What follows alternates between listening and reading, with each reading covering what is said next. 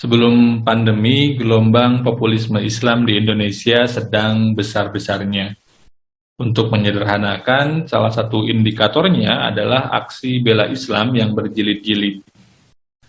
Isunya berbeda-beda, tapi narasi utama yang ditawarkan relatif sama yang jika dibedah lebih dalam menggambarkan gairah populisme dan post-Islamisme. Pertanyaannya kemudian, bagaimana dinamika gairah populisme Islam ini selama dan setelah pandemi?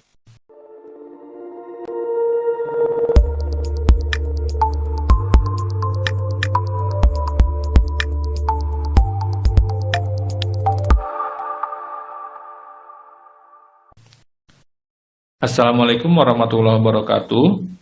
Untuk melihat bagaimana dinamika populisme Islam selama pandemi, kita mula-mula bisa melihat terlebih dahulu ciri-ciri atau karakter dari populisme Islam.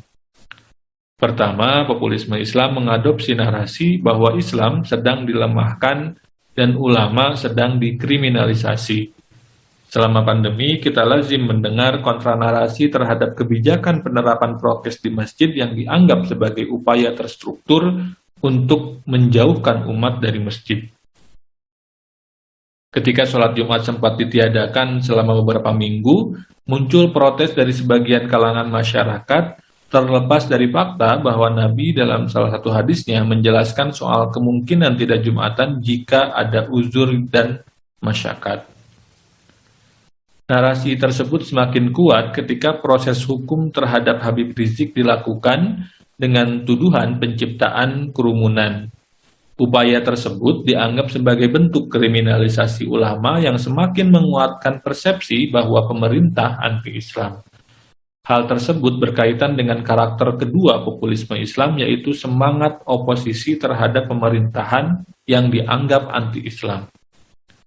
Dalam hal ini, kita bisa mengingat bagaimana riuhnya vaksin yang diimpor dari Tiongkok yang menandakan sentimen anti-kiri yang memang mengakar pada sebagian orang.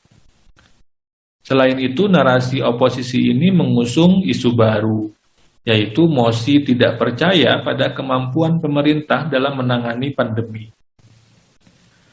Dalam konteks yang sama, pemimpin yang dianggap menjadi simbol pemimpin Islami dilihat sebagai lebih kredibel.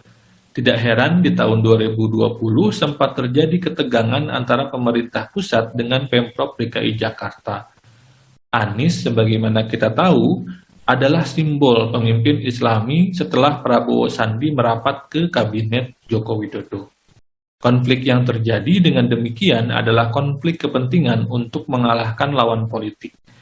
Akibatnya tidak ada sinergi atas nama kemanusiaan, yang ada adalah pertimbangan politik demi citra yang naik bagi masing-masing pihak.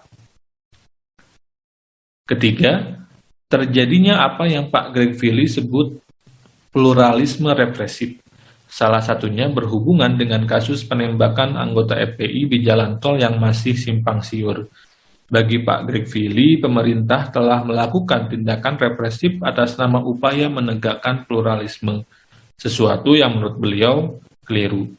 Sikap ini dalam hemat saya akan semakin menguatkan narasi pemerintah anti-Islam bagi para pengusung dan pendukung populisme Islam. Keempat, narasi kebangkitan Islam. Dalam hal ini, HRS masih dilihat sebagai simbol kepemimpinan tunggal, sehingga kasus yang menimpa beliau akan dilihat sebagai upaya pelemahan dan kriminalisasi. Selain itu, narasi ini sinkron dengan ekspresi fundamentalisme Islam, yaitu ekspresi religiusitas di ruang publik yang memiliki dimensi politik. Pada akhir 2020, alumni 212 mengadakan pengajian online bertajuk Revolusi Akhlak. Tema tersebut mengisyaratkan pentingnya melakukan revolusi sikap pada ruang publik sebagai bagian dari upaya membangkitkan Islam. Singkat madah, pandemi menjadi ruang di mana dinamika populisme Islam ini menguat. Isunya berkembang, tapi narasinya relatif sama. Halte terdekat dari seluruh dinamika ini adalah Pilpres 2024, di mana sebagian politisi sudah merasa harus untuk segera memasang baliho dan menjaring dukungan. Apakah Anies Baswedan akan tetap menjadi simbol kepemimpinan Islami yang diusung ataukah akan ada calon yang lain? Apakah Gerindra akan tetap masuk ke dalam koalisi populisme Islam ataukah tidak?